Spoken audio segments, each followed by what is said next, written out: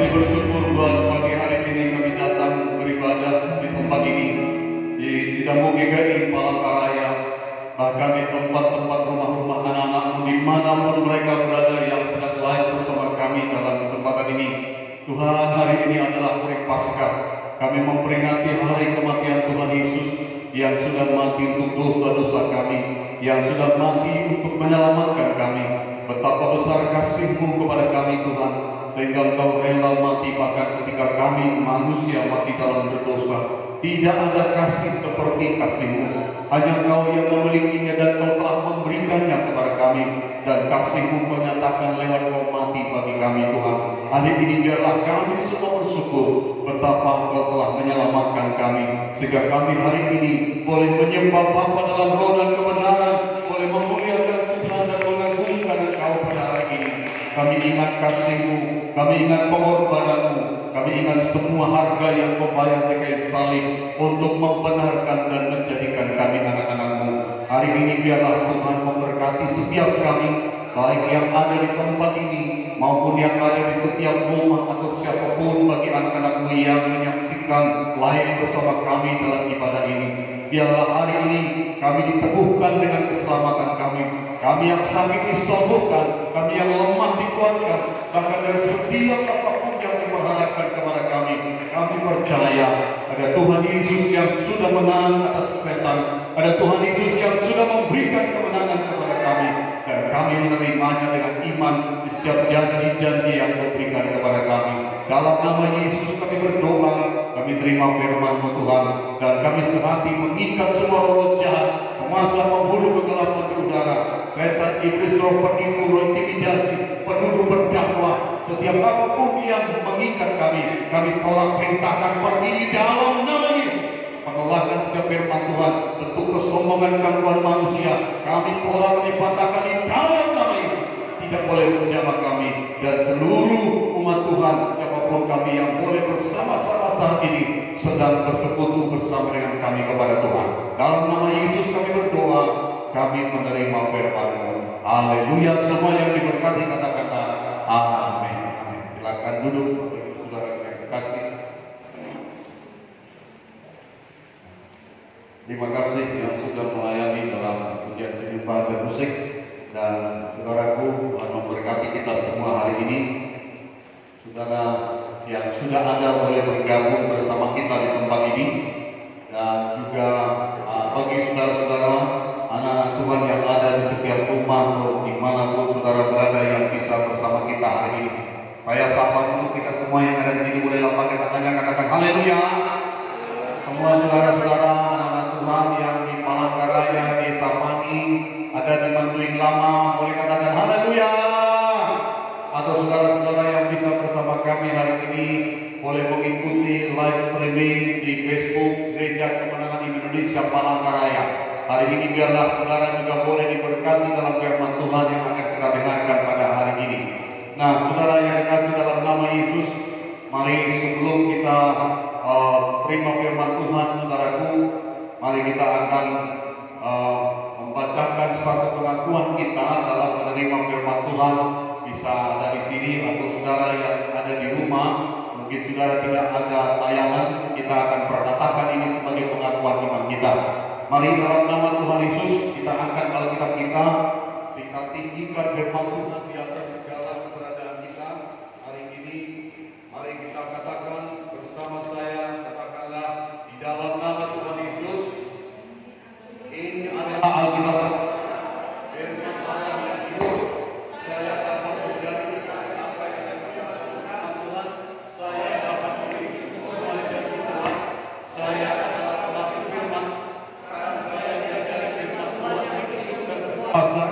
Saya mendeklarasikan pikiranmu terang, hatiku terbuka, dan hidupku pasti diubahkan oleh firman Tuhan. Hidupku memuliakan Tuhan. Di dalam nama Yesus dijadikan.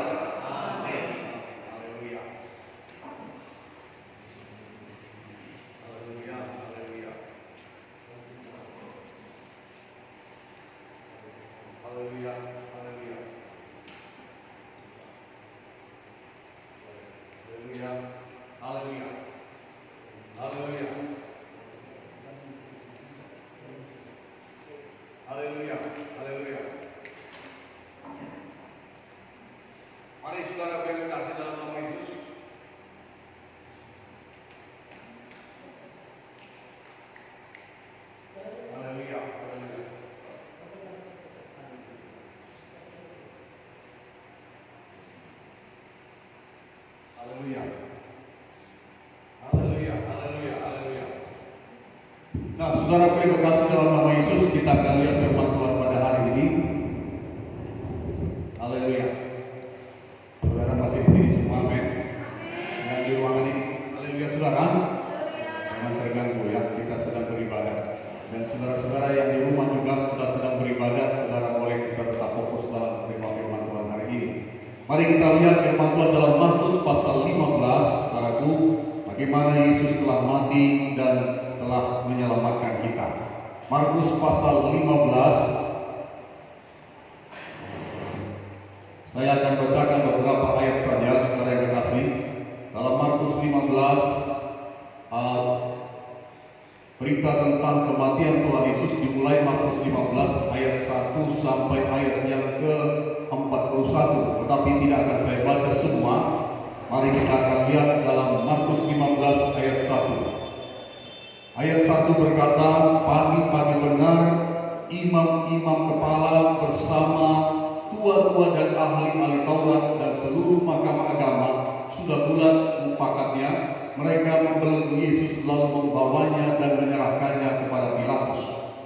Ayat 2 berkata, Pilatus bertanya kepadanya, engkaukah raja orang Yahudi? Jawab Yesus, engkau sendiri mengatakannya.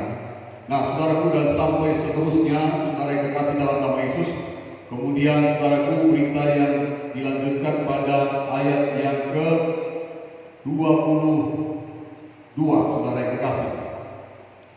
Ayat 20 mulai, kemudian Yesus dibawa keluar untuk disalibkan. Pada waktu itu lewat seorang yang bernama Simon orang Kirene, ayah Alexander dan Rufus yang baru datang dari luar kota, dan orang itu mereka paksa untuk memikul salib Yesus. Mereka membawa Yesus ke tempat yang bernama Golgota, yang berarti tempat tengkorak. Lalu mereka memberi anggur bercampur muruk kepadanya, tetapi ia menolaknya. Kemudian mereka menyalibkan dia, lalu mereka membagi pakaiannya dengan membuang pun di atasnya untuk menentukan bagian masing-masing. Hari jam 9 ketika dia disalibkan, dan alasan mengapa ia dihukum disebut pada tulisan yang terpasang di situ, Raja orang Yahudi. Bersama dengan dia disalibkan dua orang penyamun, seorang di sebelah kanannya dan seorang di sebelah kirinya. Demikian genaplah nas Alkitab yang berbunyi, ia terhitung di antara orang-orang durhaka. Orang-orang yang lewat di sana menghujat dia, dan sambil menggelengkan kepala mereka berkata, hai engkau yang mau merubuhkan bait suci dan mau membangunnya kembali dalam 3 hari, turunlah dari salib itu dan selamatkanlah dirimu. Demikian juga imam-imam kepala bersama-sama ahli Taurat mengolok-olokkan dia di antara mereka sendiri, dan mereka berkata, orang lain ia selamatkan, tetapi dirinya sendiri tidak dapat ia selamatkan. Baiklah Mesias Raja Israel itu turun dari salib itu, supaya kita lihat dan percaya. Bahkan kedua orang yang disalibkan bersama dengan dia mencela dia juga. Kita lihat bagaimana dia mati kemudian, ayat 33, Yesus mati.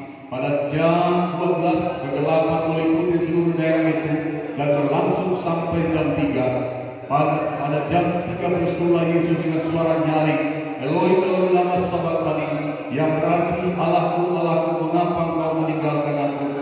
Mendengar itu beberapa orang yang berdiri di situ berkata, lihat yang memanggil Elia. Maka datanglah seorang dengan bunga karang, mencelupkannya ke dalam anggur asam, lalu mencucukkannya pada sebatang pohon dan memberi Yesus minum, serta berkata, baiklah kita tunggu dan melihat apakah Elia datang untuk menurunkan dia. Lalu berserulah Yesus dengan suara nyaring dan menyerahkan nyawanya. Ketika itu tabut bait suci terbelah dua dari atas sampai ke bawah. Waktu kepala pasukan yang berdiri berhadapan dengan dia melihat matinya demikian, berkatalah ia, sungguh orang ini adalah anak Allah. Ayat 40-41. Dan ada juga beberapa perempuan yang melihat dari jauh, di antaranya Maria Magdalena, Maria ibu Yakobus muda, dan Yoses serta Salome. Mereka semuanya telah mengikuti Yesus dan melayaninya waktu dia di Galilea. Dan ada juga di situ banyak perempuan lain yang telah datang ke Yerusalem bersama-sama dengan Yesus.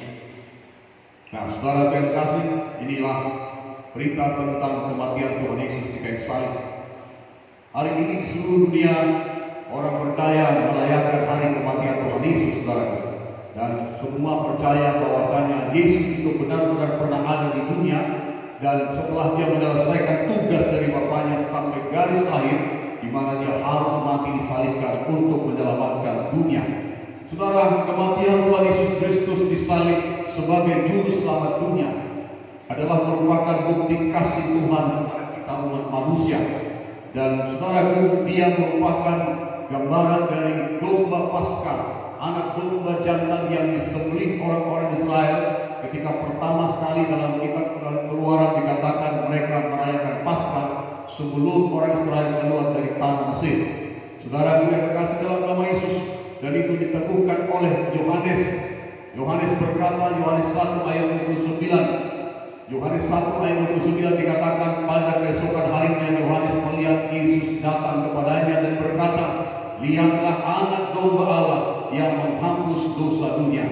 Kematian Tuhan Yesus Kristus disalib, saudaraku, mempunyai arti yang menentukan bagi dunia dan bagi hidup setiap orang yang percaya kepadanya. Saudara, Yohanes mengatakan meneguhkan apa yang dilaksanakan oleh Israel pada perjanjian lama, bahwasanya domba yang disembelih pada waktu orang Israel keluar tanah Mesir, di mana setiap rumah-rumah yang memotong domba dan darahnya ditaruh di tiap pintu mereka dan di atas ambang pintu mereka. Ketika malaikat maut datang ke Mesir menjelajahi setiap rumah-rumah orang Mesir, ternyata saudaraku, setiap rumah yang dimasuki oleh saudaraku malaikat maut itu, setiap rumah mengalami kematian anak sulung. Tetapi rumah-rumah orang Israel, di mana mereka telah menyembelih domba dan menyambungkan darah domba tersebut ke arah pintu mereka, ke tiang pintu mereka dan di atas ambang pintu mereka, maut tersebut tidak bisa masuk ke dalam rumah-rumah orang Israel, sehingga tidak ada satupun anak sulung dari orang Israel atau domba-domba mereka yang mati pada waktu itu. Saudara yang kekasih, kita boleh melihat bahwasanya telah begitu sangat hebat, dahsyat darah domba jantan yang merupakan perintah Tuhan pada waktu itu kepada Israel, telah meluputkan orang Israel dari kematian anak sulung di setiap rumah-rumah mereka. Dan Yohanes mengatakan bahwasanya yang dikerjakan oleh orang Israel itu adalah gambaran dari Yesus Kristus, anak Allah yang datang ke dunia. Dia katakan, lihatlah anak domba Allah yang menghapus dosa dunia. Ada ribuan tahun kemudian setelah peristiwa Paskah di Mesir, saudara, Yesus Kristus adalah Tuhan yang datang ke dalam dunia, dan dia menjadi domba Paskah.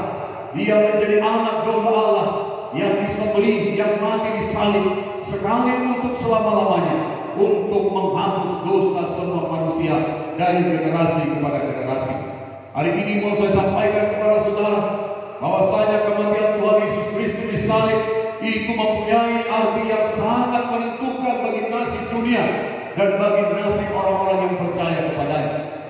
Saya bisa terangkan hari ini bahwasanya kasih Tuhan Yesus dibuktikan dari ketika dia mati disalib pada waktu dia melakukan itu pada 2020 tahun yang lalu. Dituliskan dalam Roma pasal 5, Roma 5 ayat 5 sampai 9. Saya bacakan kepada saudara. Roma 5 ayat 5 sampai 9. Ayat 5 berkata, dan pengharapan tidak mengecewakan, karena kasih Allah telah dicurahkan dalam hati kita oleh Roh Kudus yang telah dikaruniakan kepada kita. Karena waktu kita masih lemah, Kristus telah mati untuk kita orang-orang durhaka pada waktu yang ditentukan oleh Allah. Sebab tidak mudah seorang mau mati untuk orang benar, tetapi mungkin untuk orang yang baik ada orang yang berani mati. Akan tetapi Allah menunjukkan kasih-Nya kepada kita oleh karena Kristus telah mati untuk kita ketika kita masih berdosa. Nah, saudara, ini begitu dijelaskan oleh firman Tuhan kepada kita melalui kitab Roma. Saudaraku, bahwasanya kematian Tuhan Yesus Kristus di kayu salib adalah merupakan bukti nyata kasih Allah kepada kita manusia yang berdosa. Saudaraku, dan hari ini saya sampaikan ada 3 poin bahwasanya Yesus mati disalibkan. Yang pertama, bukan karena dosanya, tetapi karena Dia mati untuk kita manusia yang sudah berdosa. Dan dalam keadaan berdosa, kita sebenarnya adalah orang-orang yang tidak layak datang kepada Tuhan. tetapi dia mati untuk saya dan saudara, untuk semua manusia yang sudah jatuh dalam dosa. Saudaraku, dikatakan dalam ayat Roma yang kita baca, ketika waktu kita masih lemah, Kristus telah mati untuk kita orang-orang durhaka, pada waktu yang telah ditentukan oleh Allah. Sebab dikatakan Allah menunjukkan kasih-Nya kepada kita oleh karena Kristus telah mati untuk kita ketika kita masih berdosa. Jadi ketika kita manusia hidup dalam dosa, ketika kita manusia hidup dalam ketidakmauan dengan Tuhan, kita hidup menurut jalan kita masing-masing, kita melakukan apa yang kita anggap benar dalam dunia ini sekarang. Bahkan mungkin kita tidak peduli dengan Tuhan, tidak mau tahu dengan hidup masa yang akan datang. Saudaraku yang terkasih, tapi disitulah Yesus mati untuk saya dan saudara. Yesus mati untuk seluruh kelompok manusia yang ada di muka bumi ini. Jadi yang pertama, Yesus mati bukan karena dosanya, bukan karena dia lemah, bukan karena sesuatu pelanggaran yang dia lakukan sehingga dia pantas dihukum disalibkan pada waktu itu sekarang. Tetapi karena dosa-dosa manusia, karena dosa-dosa saya dan saudara. Saudaraku, dikatakan dalam firman Tuhan Roma 3:23, kenapa saya katakan Yesus mati adalah karena dosa-dosa kita. Roma 3:23 berkata, karena semua manusia telah berdosa dan telah kehilangan kemuliaan Allah. Di dalam generasi Adam dan Hawa yang telah diteruskan ke dalam dunia sampai sekarang ini, ketika Adam dan Hawa jatuh dalam dosa, maka dia melahirkan generasi manusia yang hidup dalam dosa, dan manusia itu tidak bisa lepas dari keadaan hidup mereka yang berdosa. Ada begitu banyak cara manusia, mulai dari Taman Eden dahulu, mulai dari Adam ketika dia mulai sembunyi dan mulai menutupi hal yang tidak layak bagi dirinya di hadapan Allah, mengambil dedaunan dan dia menutupi ketelanjangannya di hadapan Tuhan. Tetapi hal itu pun tidak bisa membuat dia pantas layak datang menghadap hadirat Tuhan. Dari sejak itu manusia terpisah, putus hubungan dengan Tuhan, dan manusia dibuang dari kediaman Tuhan. Dan sejak itulah manusia mengalami hidup yang sukar. Mereka ditimpa oleh dosa dan ditimpa oleh kutuk dosa, dan kejadian hidup manusia dari generasi kepada generasi menjadi lebih buruk, menjadi lebih jahat, dan semakin jauh dari Tuhan. Apapun usaha manusia untuk dilakukan supaya manusia itu bisa kembali kepada Tuhan dengan cara manusia, dengan cara dunia, tidak ada yang bisa membuatnya untuk bisa kembali kepada Tuhan. Tapi hari ini kita tahu Yesus telah melakukannya. Dia mati untuk kita, dia mati untuk manusia, bukan karena dosanya, tapi karena dia mengasihi saya dan saudara. Saudaraku yang terkasih dalam nama Yesus. Kemudian yang kedua, Yesus mati disalibkan bukan karena pada saat dia berbuat, bukan pada saat kita manusia berbuat benar, bukan pada saat kita manusia hidup berkenan kepada Tuhan, sehingga dia, saudaraku, untuk bisa melakukan itu kepada manusia. Tetapi dikatakan ketika kita masih dalam kehidupan yang sedang memusuhi Tuhan, dalam Roma pasal 5 dikategorikan tadi, kita masih durhaka kepada Tuhan, kita masih melakukan hal yang jahat dalam hidup ini sekarang. Darah yang kasih dalam nama Yesus, begitu besar kasih Tuhan dinyatakan kepada kita lewat kematian-Nya. Yang ketiga, Yesus mati kepada dunia ini sekarang bukan karena manusia telah berbuat baik sehingga dia harus merasa berhutang kepada manusia. Tidak ada seorang pun manusia yang telah melakukan sesuatu yang menyenangkan atau berkenan kepada Tuhan sehingga Yesus merasa berhutang dan dia harus mati di kayu salib untuk mau menebus semua rasa berhutangnya itu, saudara. Firman Tuhan mengatakan dalam Efesus 2 ayat 8-9, Efesus 2:8-9, sebab karena kasih karunia kamu diselamatkan oleh iman, itu bukan hasil usahamu, tetapi pemberian Allah. Itu bukan hasil pekerjaanmu. Jangan ada orang yang memegahkan diri. Saudara, beberapa ayat menjelaskan kepada kita keadaan kita manusia yang berdosa.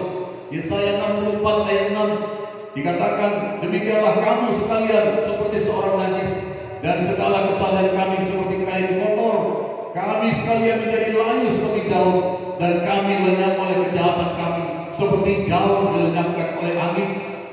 Begitu banyak ayat-ayat firman Tuhan yang menyatakan bahwasanya kita orang-orang manusia berdosa dan kita tidak pantas untuk diselamatkan.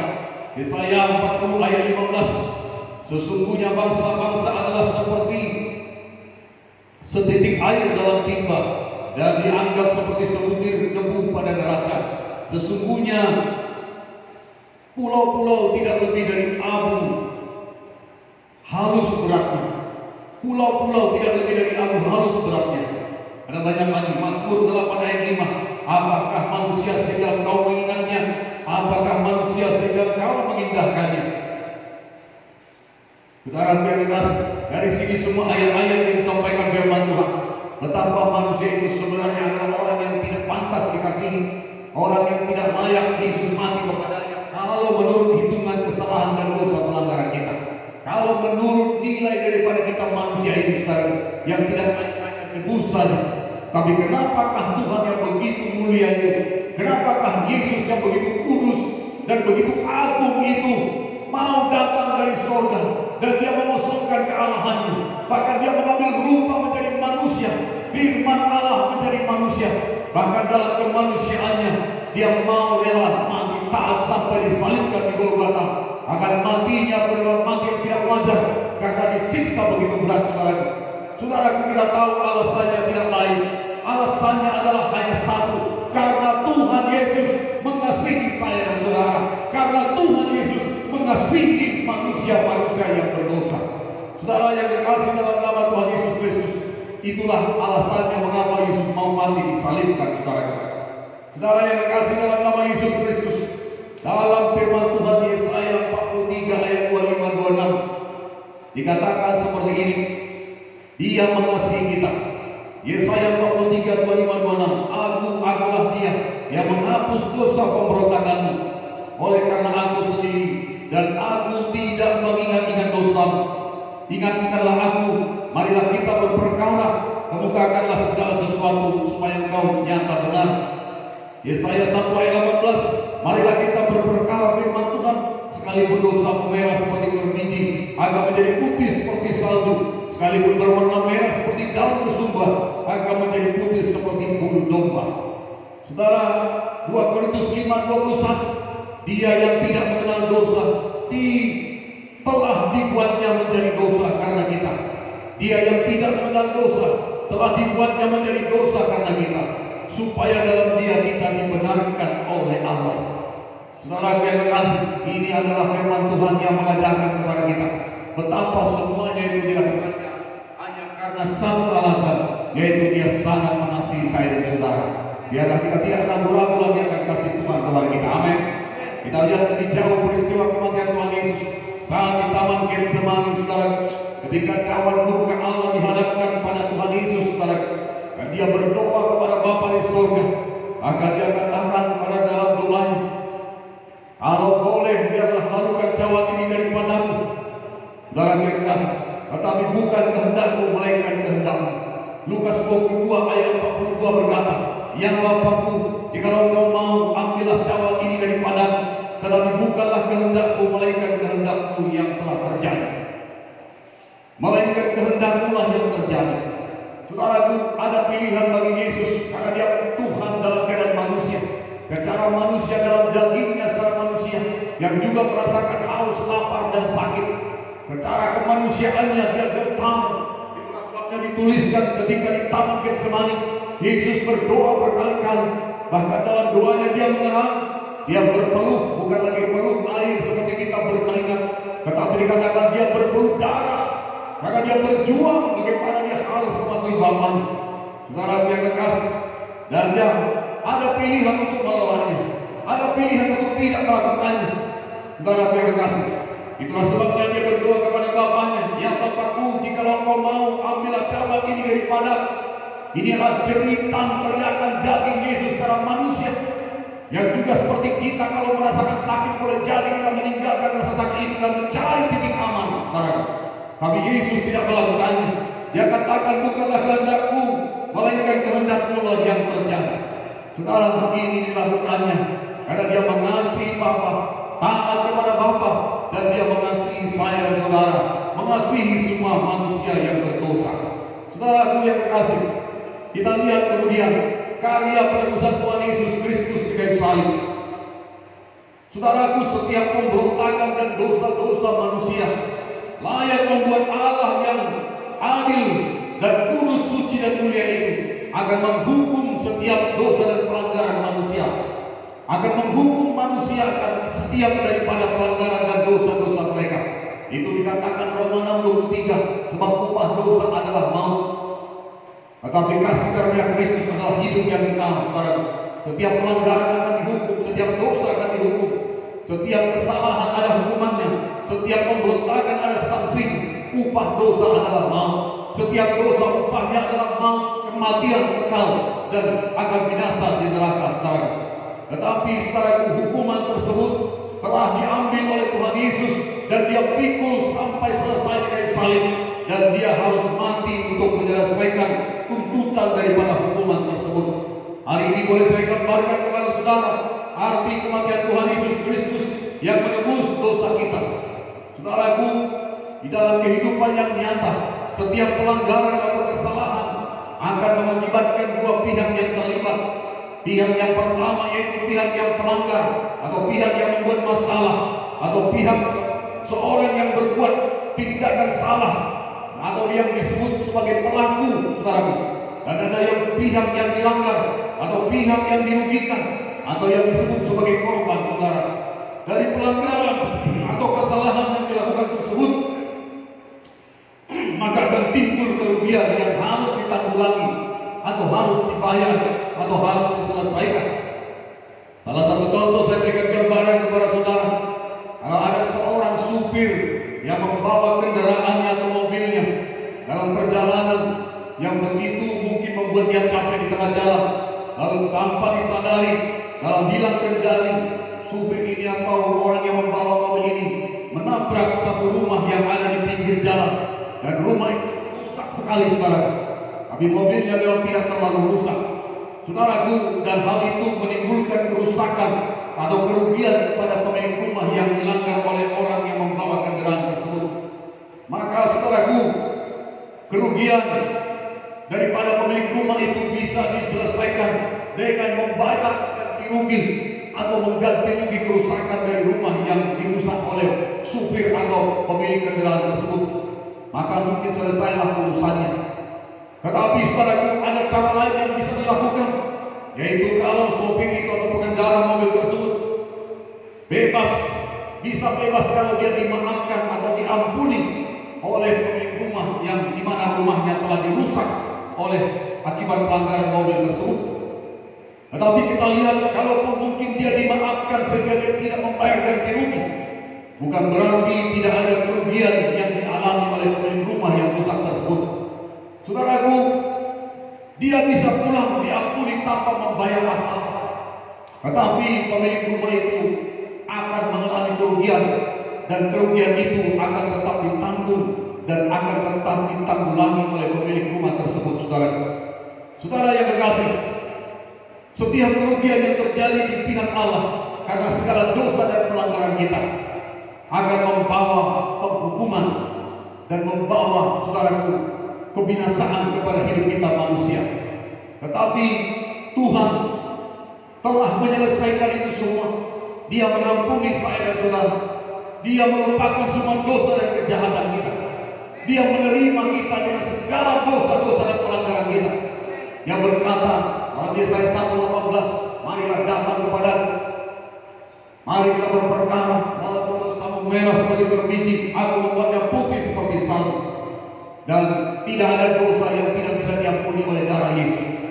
Tapi yang mau saya jelaskan di sini, pengampunan atau diampuni bukan berarti tidak ada kerugian, bukan berarti tidak ada sesuatu yang harus ditanggulangi akibat pelanggaran kita.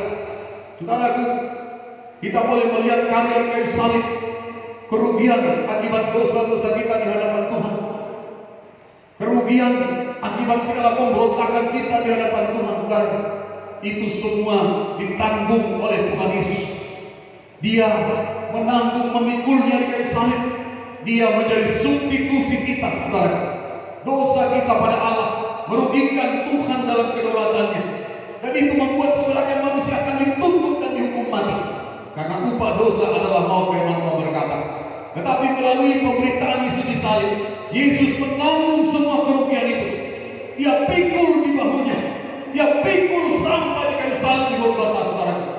Karena begitu besarnya dosa kita, Dia memikul salib yang begitu berat, dan Dia begitu menderita sengsara di kayu salib sampai Dia menghembuskan nafasnya.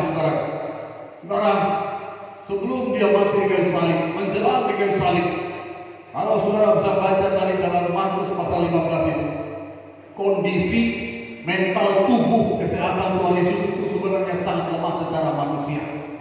Dari mulai mereka berdoa di Taman Getsemani, kemudian ditangkap saudara oleh para serdadu, kemudian Dia diseret, ya saudara, semalam-malaman kesana kemari, Dia tidak tidur semalam, Dia dianiaya, Dia diludahi, Dia dipukul, Dia dicambuk saudara, bahkan Dia ditancapkan mahkota bumi di kepalanya.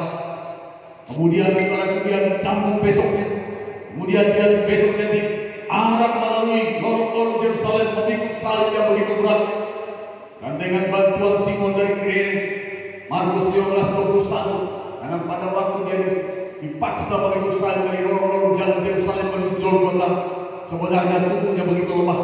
Beberapa kali Yesus jatuh terjebak di tengah jalan, dan Dia begitu haus keringatan dan bercucuran darah dari setiap luka dari tubuhnya sekarang. Setiap luka-luka tubuhnya. Saudara yang terkasih, perempuan-perempuan menangisi, perempuan-perempuan mencoba memberikan Dia air minum.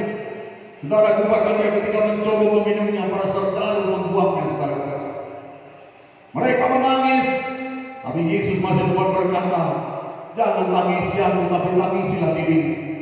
Saudara yang terkasih, dan dengan bantuan Simon dari Kirene, Yesus pun tiba di Golgota. Kemudian setelah sampai di sana, salib itu dibaringkan. Yesus pun dibaringkan di atas kayu salib, dan ada kakinya pun dipangku saudara.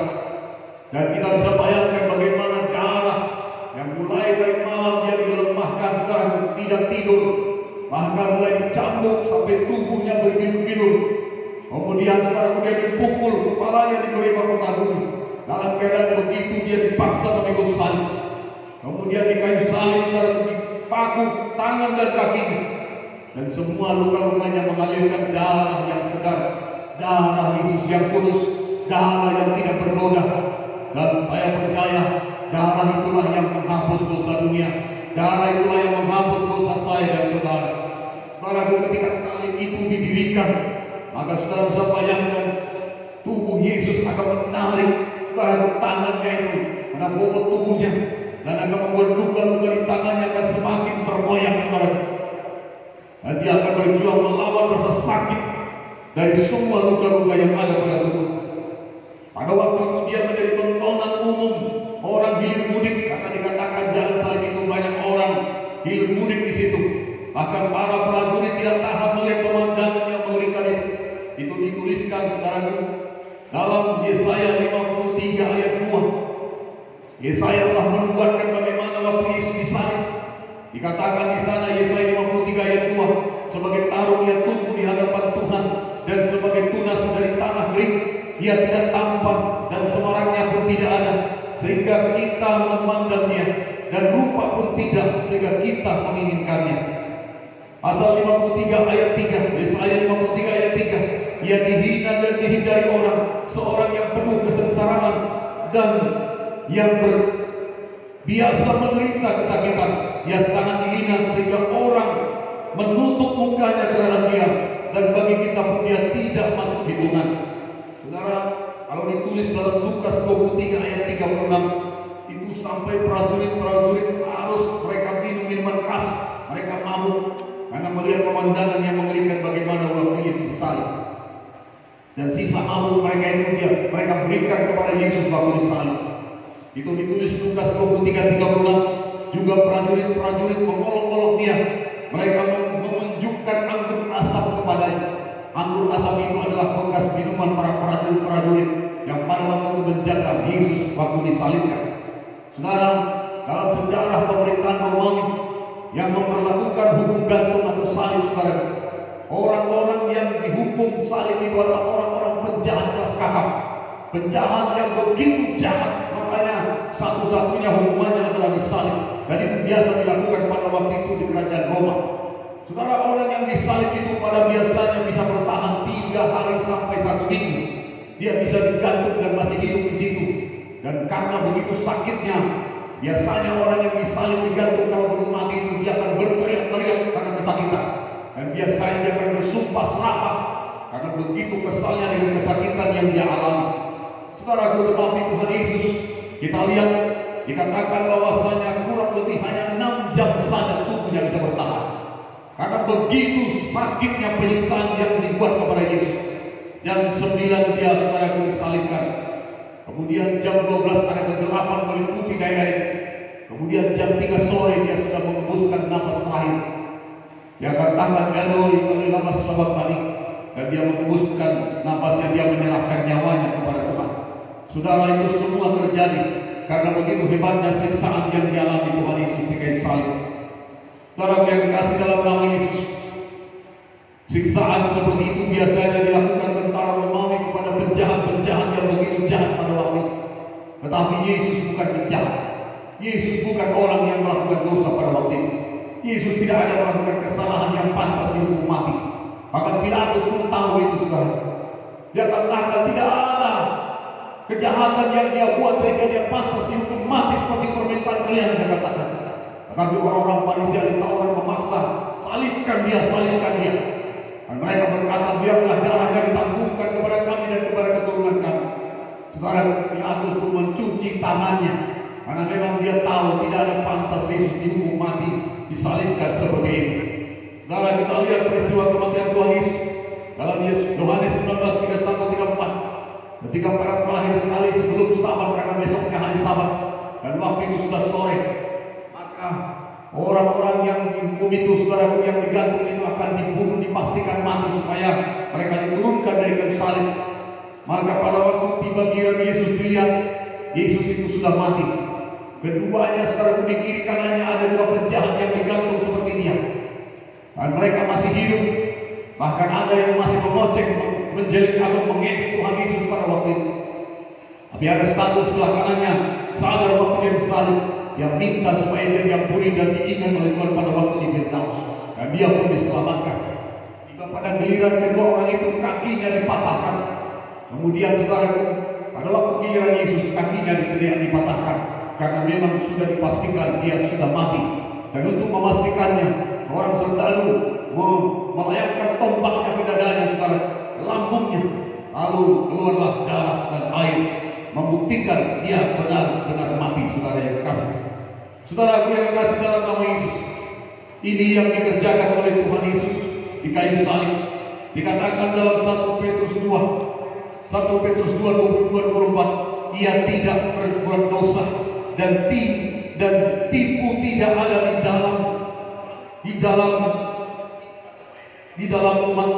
di dalam mukanya. Ketika ia dicaci maki, ia tidak membalas dengan caci maki. Ketika ia menderita, ia tidak mengancam, tapi ia menyerahkan kepada dia yang menghakimi dengan adil. Ia sendiri telah memikul dosa kita di dalam tubuhnya di kayu salib, supaya kita yang telah mati terhadap dosa hidup untuk kebenaran. Oleh bilur-bilurnya kamu telah sembuh. Saudara, ini yang Tuhan perbuat kepada kita. Satu ilustrasi saya berikan kepada saudara. Ini sudah sering disampaikan oleh banyak pemerintah firman Tuhan. Ada satu orang bapak yang menjaga satu, saudaraku, penjaga gerbang kereta api yang ada di atas sungai. Jadi ada satu sungai yang dilewati oleh kapal-kapal, dan di sungai itu ada satu gerbong kereta api di mana kereta api bisa lewat berlalang di situ. Jadi kalau kereta datang, maka penjaga gerbong ini dia akan menurunkan dulu kereta gerbong itu, lalu kereta bisa lewat. Kalau kereta ini sudah lewat, maka dia naikkan kembali supaya di sungai itu lalu lintas air bisa lancar dengan berjalan dengan baik. Nah, pada suatu ketika, saudaraku, bapak penjaga rel kereta api datang ke tugasnya seperti biasa, dan rupanya ada seorang anak kecil, anaknya yang paling kecil dia bawa dan minta ikut bapaknya untuk ikut menjaga di pos tersebut. Saudaraku, singkat ceritanya, maka bapaknya mulai duduk standby untuk menjaga kereta lewat. Waktu kereta datang, dia pun menurunkan, saudaraku, gerbong itu. Lalu kereta lewat, dia naikkan kembali, saudaraku. Nah, satu pada waktu itu anaknya sedang pergi bermain-main, saudara yang kasih. Ada begitu cukup lama waktunya, dan tanpa disadari ternyata rupanya anaknya itu sampai ke seberang dan dia bermain-main sampai turun di bantalan di mana gerbong itu akan diturunkan. Tanpa disadari dan tanpa disengaja bapaknya berulang memperhatikannya mungkin pada waktu itu. Nah, saudara, singkat cerita, maka ketika sebuah kereta akan lewat pada jam waktu yang ditentukan, maka seperti biasanya bapaknya pun menurunkan gerbong itu supaya ada jalan kereta itu bisa melintas dari atas sungai. Lalu dia turunkan, saudara, dia bunyikan, saudara, sirene supaya orang-orang bisa memperhatikan situasi itu. Tetapi ketika dia mulai menurunkannya, dia melihat ke ujung sungai sana, di bantalan di mana, saudaraku, gerbong itu akan diletakkan supaya kereta bisa lewat. Oh, ternyata anaknya tadi ada bermain-main sampai di sana, saudaraku. Dan dia mulai berteriak, "Anakku, jangan di sana, keluar! Ini kereta sudah datang." Tetapi saudaraku, anak itu terlalu asik bermain, dan saudaraku, dia tidak mendengar lagi apa kata bapaknya. Dan ketika dia anak itu mendengarkan sirene dan kereta yang sudah semakin mendekat, anak itu pun mulai menangis dan dia minta tolong, tolong. Tetapi bapaknya harus memegang, saudaraku, tali rel, di mana dia harus menurunkan pelan-pelan, saudaraku, rel tersebut, saudara berikan. Singkat cerita, bapaknya serba salah. Kalau dia menurunkan rel itu, maka anak itu akan mati remuk, saudaraku. Tetapi kalau dia tidak menurunkan rel tersebut, saudaraku, maka satu gerbong atau beberapa gerbong kereta dan orang-orang di dalamnya akan tergerus ke sungai dan mereka akan celaka, saudara yang dikasih dalam nama Yesus. Saudaraku yang dikasih, dalam ilustrasi ini, singkat cerita, bapak itu tidak ada pilihan. Dia melihat ada begitu banyak dan kereta itu begitu panjang dengan muatan dengan orang-orang yang ada di dalam. Saudaraku, dia berpikir ada begitu banyak manusia di dalam kereta itu. Dan anakku di sana sedang meminta pertolongan untuk diselamatkan. Salah satu dia harus berpilihan. Singkat ceritanya, dia pun memilih. Maka dia dengan berat hati dan dia menangis. Saudaraku, karena kereta itu sudah begitu mendekat. Saudaraku, maka dia pun mulai menurunkan, saudara, gerbong itu. Saudara, anak itu berkata, "Bapak, tolong saya, Bapak, tolong saya." Saudara, bapaknya memejamkan matanya. Dan dia tidak bisa membuat pilihan lain. Dia harus menyelamatkan anak begitu banyak orang di dalam gerbong kereta itu dan semua barang-barang yang ada. Lalu dia menurunkan itu, saudaraku, gerbong itu. Dia menurunkan jembatan itu. Dan saudaraku, ketika jembatan itu sampai di bantalannya, maka anak itu pun mati remuk di sana, saudaraku.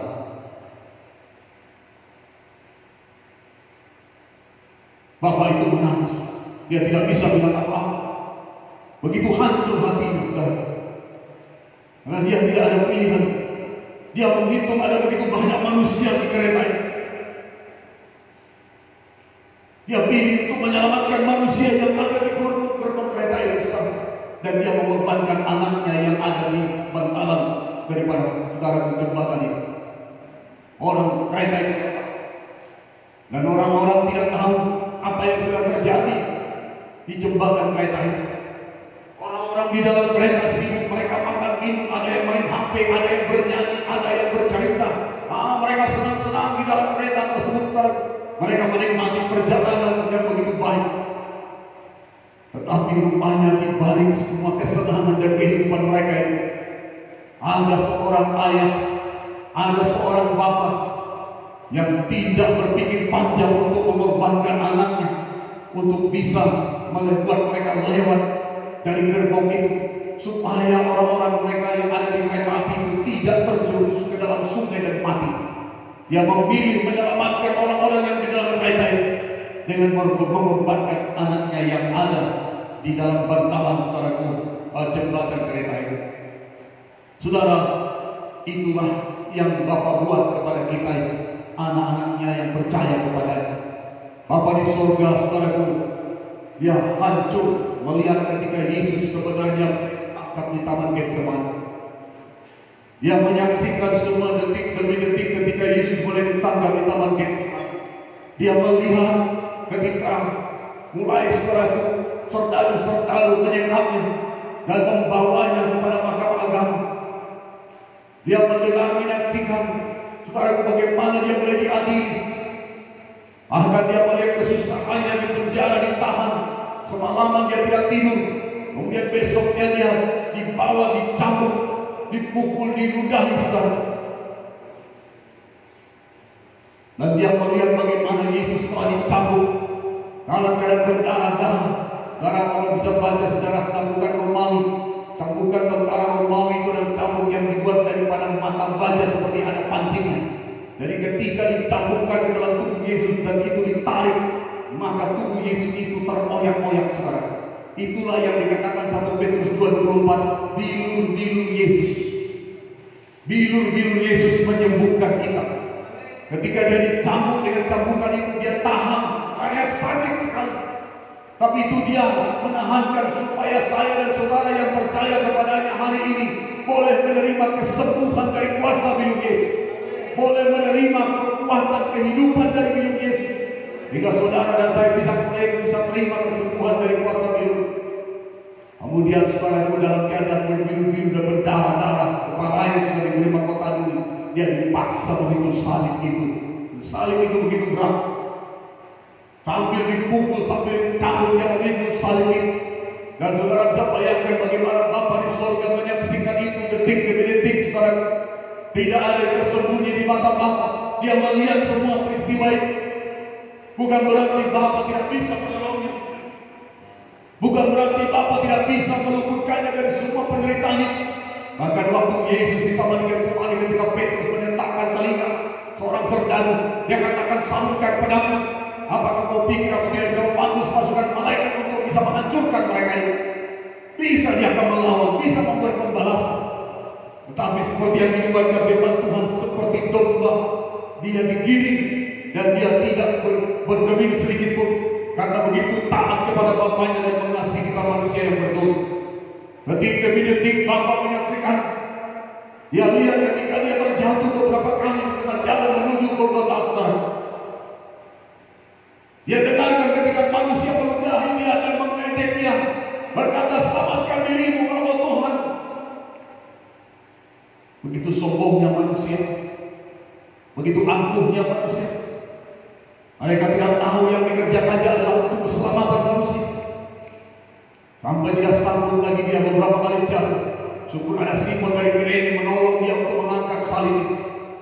Dan sampai di Golgota, saudara, dalam keadaan yang begitu capek sekali, dalam keadaan yang begitu lemah sekali, dia dibaringkan di salib dan dia disalibkan di paku tangan dan kaki dan didirikan salib itu. Saudara, Bapa di surga melihat semuanya itu. Bapa di surga menyaksikan semuanya itu. Tidak ada yang luput dari pandangan Bapa. Sampai pada akhirnya dia menghembuskan nafasnya, menyerahkan nyawanya kepada Bapa.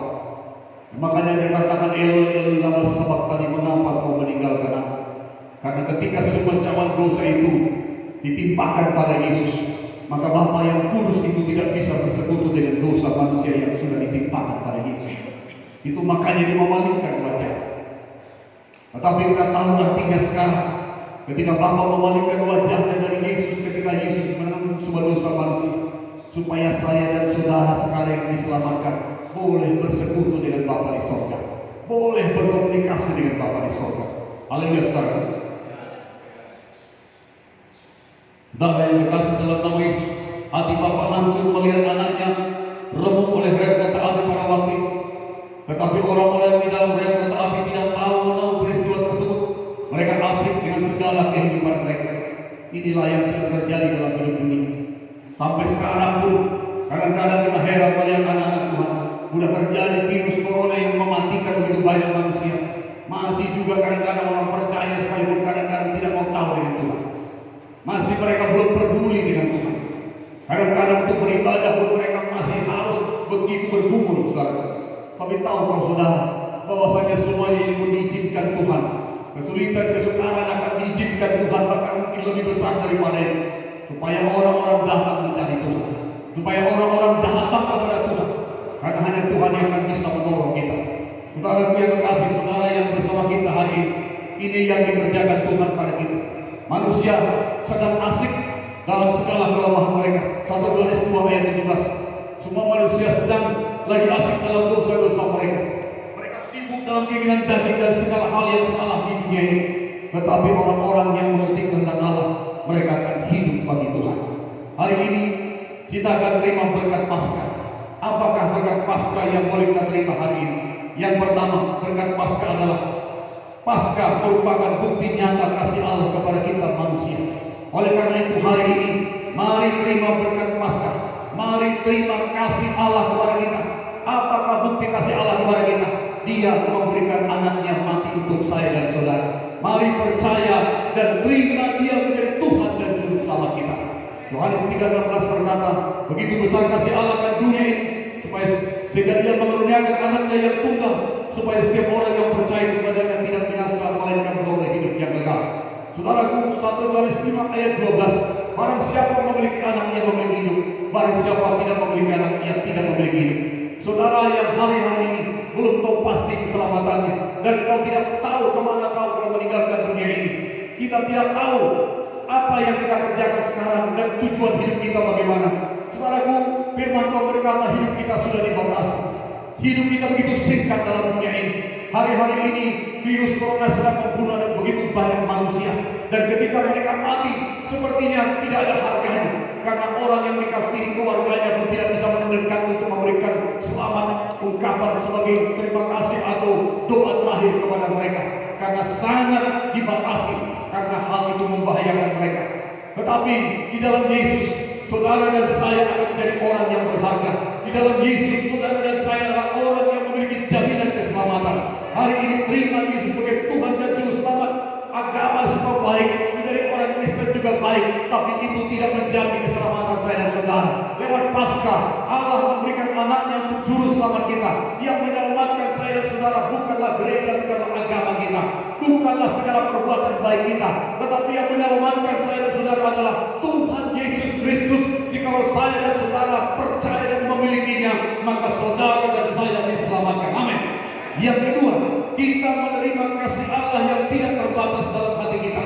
Ketika kita menerima berkat Paskah, maka dikatakan Roma 5 ayat 5, kasih Allah telah dicurahkan dalam hati kita oleh Roh Kudus yang dikaruniakan kepada kita. Saya dan saudara manusia punya kapasitas atau punya kadar kasih hanya sebatas kasih eros atau kasih filia. Artinya saudara, kasih kita terbatas. Maka ketika seseorang menyakiti kita, ketika seseorang melukai kita, mungkin kita saudara tidak bisa mengampuni dia. Mungkin kita bisa berbuat baik kepada orang yang berbuat baik kepada kita. Mungkin kita akan mengasihi orang yang mengasihi kita.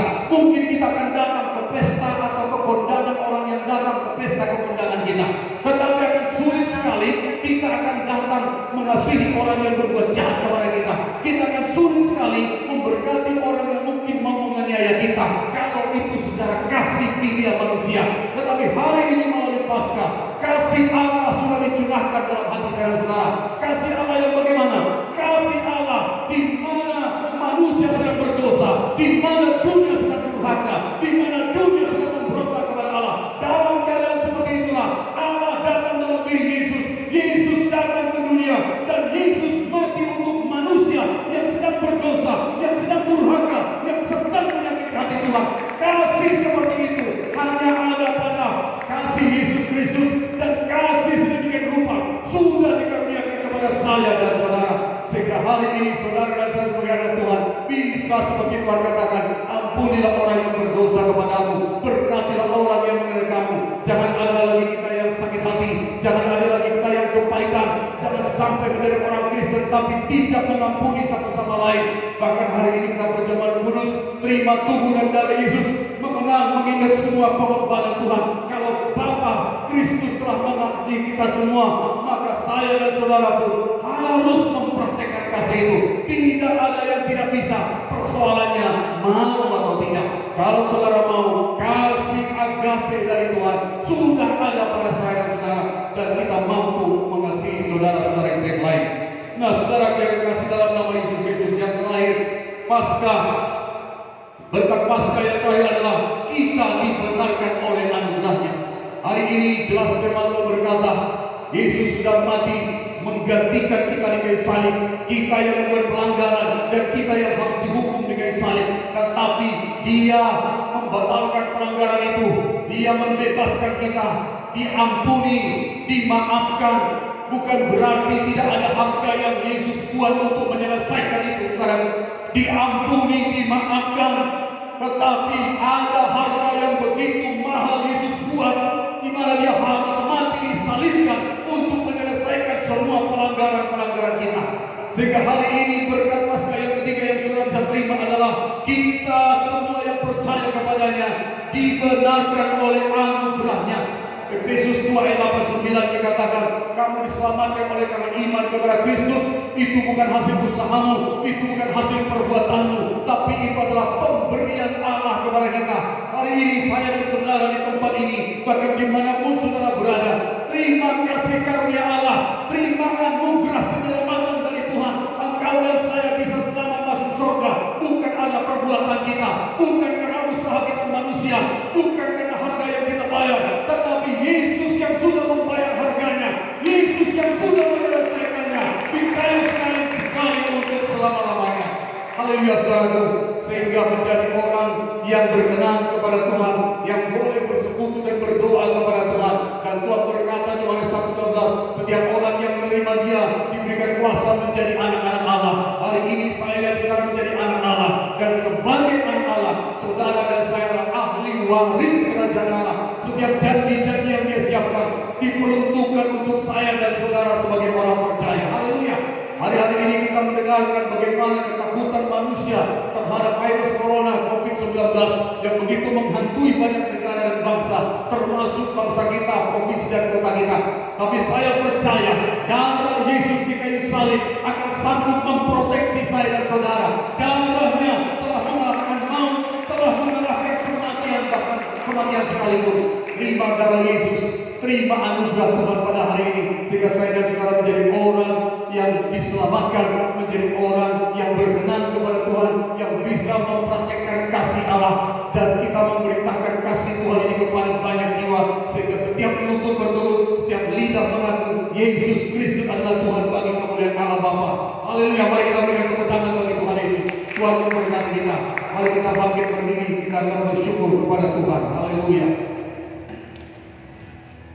Haleluya. Terima kasih Tuhan. Tuhan, kasih-Mu sungguhlah mempesona hidupku.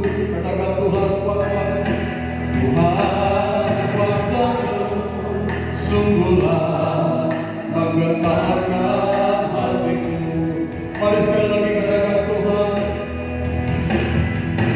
Tuhan kasih-Mu sungguhlah mempesona diriku. Kuasa-Mu sungguhlah menggetarkan hatiku. Haleluya Tuhan.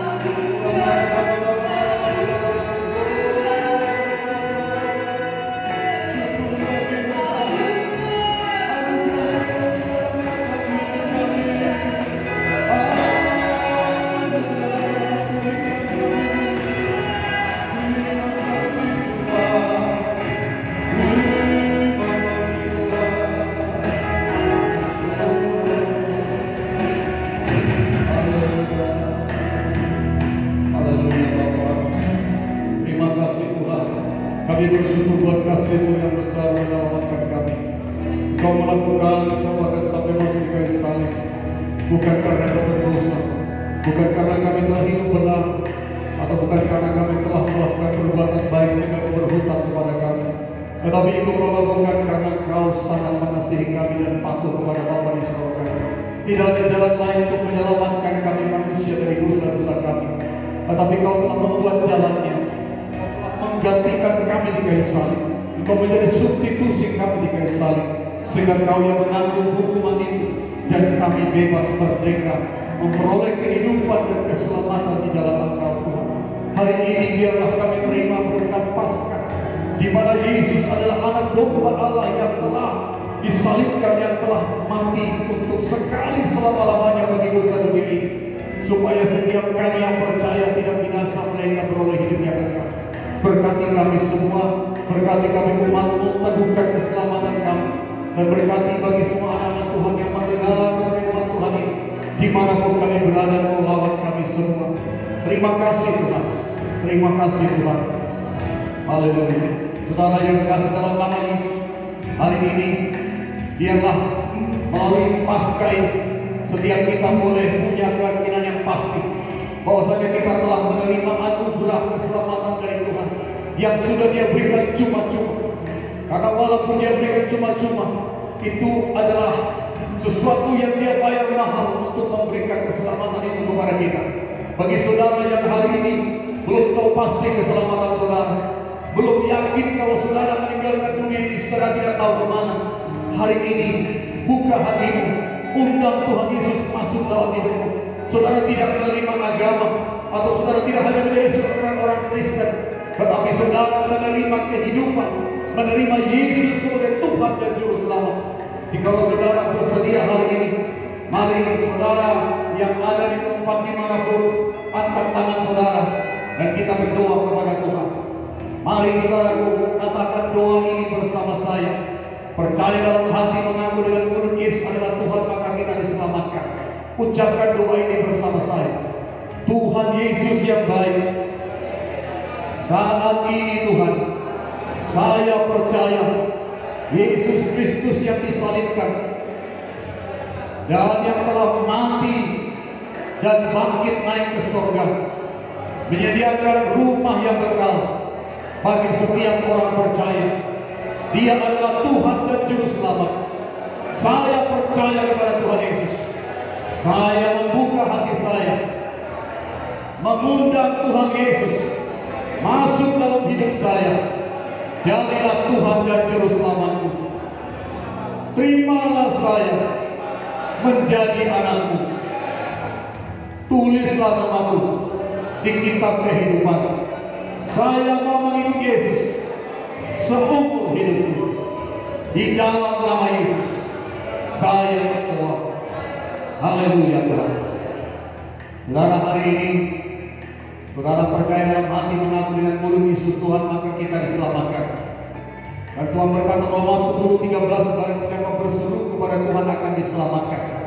Hari-hari ini saudaraku, dalam semua persoalan musibah, kesukaran yang menimpa dunia, dan juga tidak terkecuali menimpa juga bisa anak-anak Tuhan. Saudaraku, mari berseru kepada Tuhan.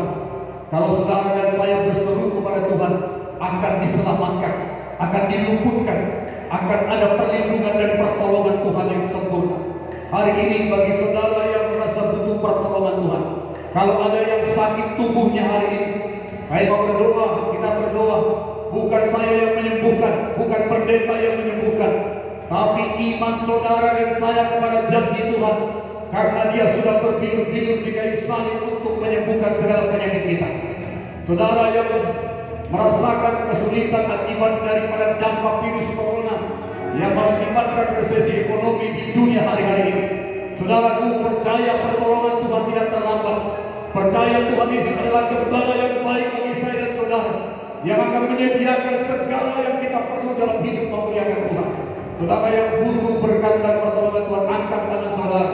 Saudara yang sakit tubuhnya, boleh angkat sebelah tanganmu, dan satu lagi tanganmu bisa taruh di tempat yang sakit tubuhnya. Dan mungkin saudara ada banyak lagi pergumulan kerinduan saudara kepada Tuhan, angkatlah tanganmu kepada Tuhan. Berserulah kepada Tuhan Yesus, mintalah kepada Bapa dalam nama Ku akan diberikan kepadamu. Hari ini kita akan berdoa. Saudaraku, mari angkat tangan sungguh-sungguh dan semua kita akan berdoa kepada Tuhan. Mari kita berdoa, semua berdoa. Yang di rumah atau di manapun saudara sedang boleh bersama kami dalam ibadah ini. Mari angkat tanganmu dan berdoa. Haleluya. Berikan berkat Paskah hari ini. Saudara dan saya menerima anugerah keselamatan. Saudara dan saya menerima kesembuhan oleh figur-figur Yesus. Sentuhlah dalam nama Yesus. Terima kesembuhan bertumbuh saudara yang sakit, bertumbuh saudara yang lemah. Di dalam nama Yesus, di dalam nama Yesus, kesembuhan mengalir. Di dalam nama Yesus, terima kehidupan, terima kesembuhan. Di dalam nama Yesus. Oh haleluya, nama saya. Hari saudara yang sungguh berkat Tuhan, hari ini ketahui Yesus datang dan bilang sudah menjadi miskin supaya oleh kemiskinannya ada dan saudara diberkati. Hari ini terima berkat Tuhan di dalam nama Yesus. Berkat rohani, berkat badani, berkat materi, berkat perlindungan penyertaan Tuhan, damai sejahtera sukacita Tuhan. Terima dalam nama Yesus. Dijadikan Tuhan dalam hidup dalam nama Yesus.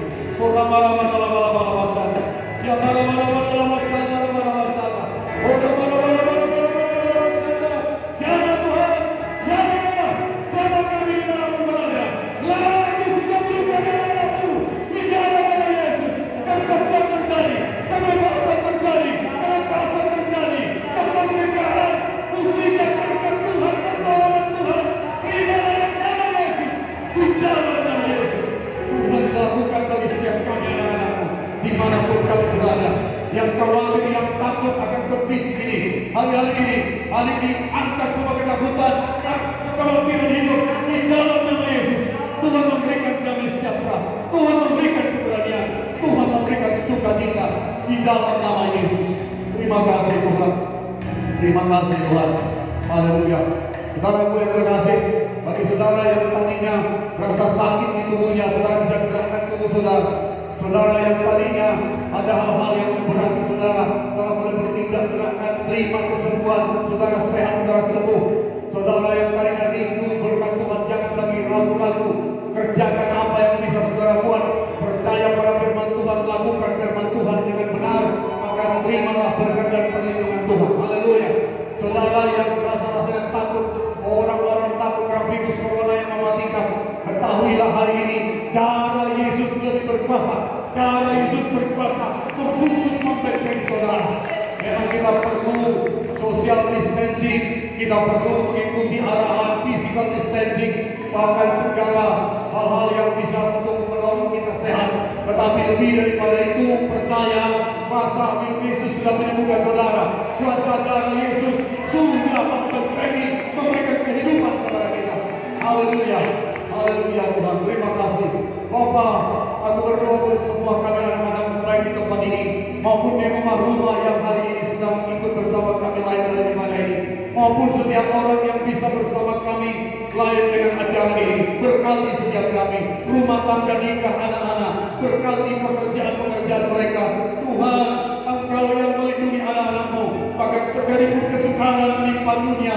Engkau yang memelihara, Engkau yang memberkati, Engkau yang menyediakan segala yang perlu di dalam nama Yesus. Berikan kami semua sukacita dan sejahtera di dalam Engkau Tuhan. Dalam nama Yesus kami berdoa, kami mengucap syukur. Haleluya, haleluya. Semua yang diberkati katakan amin. Kita berikan tepuk tangan bagi Tuhan Yesus. Haleluya. Haleluya. Saudara yang di sini silakan duduk, dan saudara yang di rumah kita akan masih lanjutkan untuk perjamuan kudus hari ini. Kita akan satu meja terima tubuh dan darah Yesus. Oleh karena itu, mari yang di rumah, bapak-bapak, suami-suami yang menjadi kepala keluarga, saudara sudah mulai persiapkan roti dan anggur yang sudah dibagikan kepada saudara di rumah-rumah yang hari ini sudah ada tolong dipersiapkan, dan kita akan berdoa sebelum memakannya. Nanti kita terima firman Tuhan. Marilah kita berdoa. Bapa di surga, hari ini di dalam kami mengingat kematian Tuhan, perayaan Paskah, kami juga akan satu meja dengan Tuhan dalam perjamuan kudus, menerima tubuh dan darah Yesus, roti dan anggur perjamuan kudus yang akan kami terima, mengingat kasih-Mu, pengorbanan-Mu, kebaikan-Mu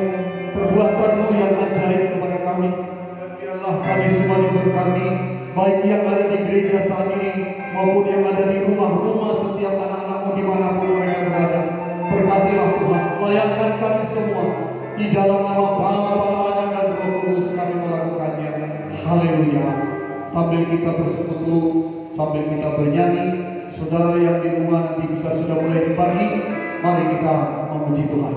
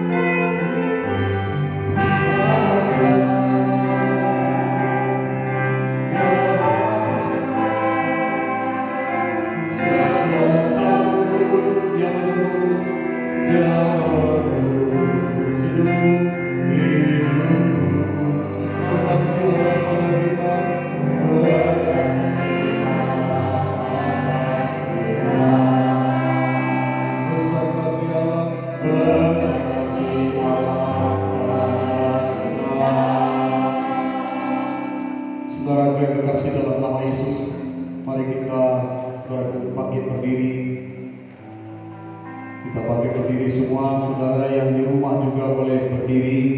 Kita akan sama-sama untuk menerima tubuh dan darah Yesus pada hari ini.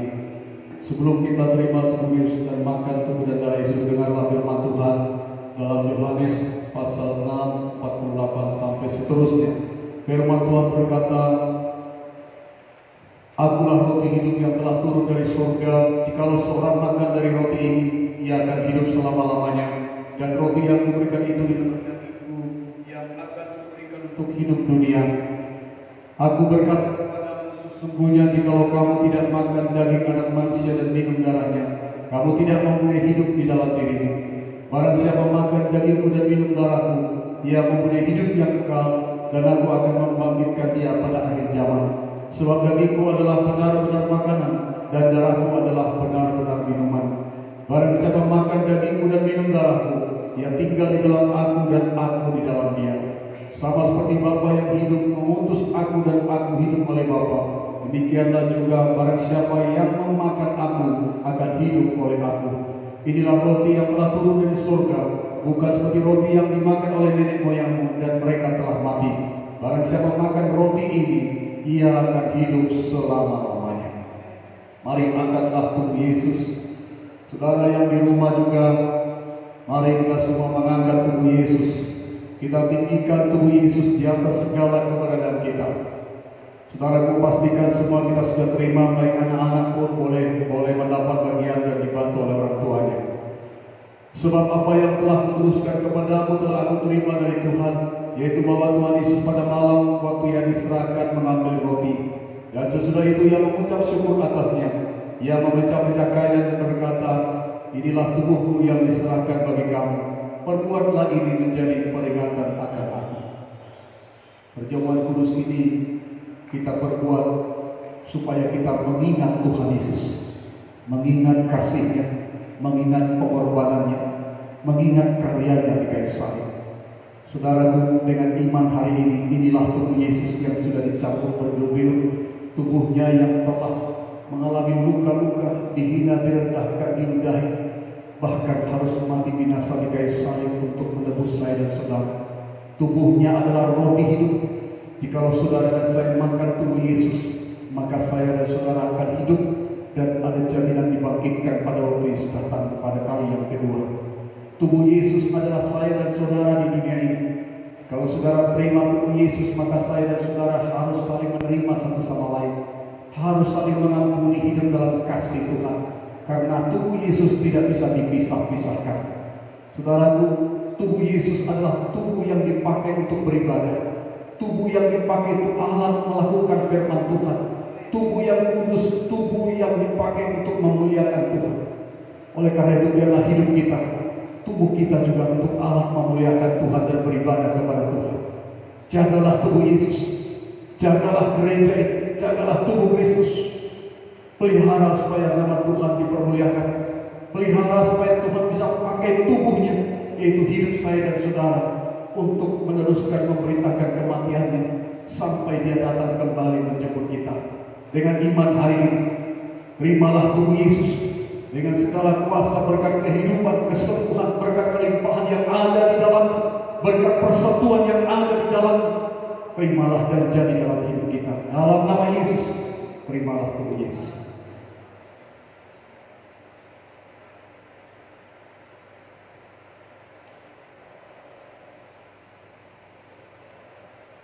Mari kita angkat cawan, kita tinggikan dari Yesus di atas segala keberadaan kita.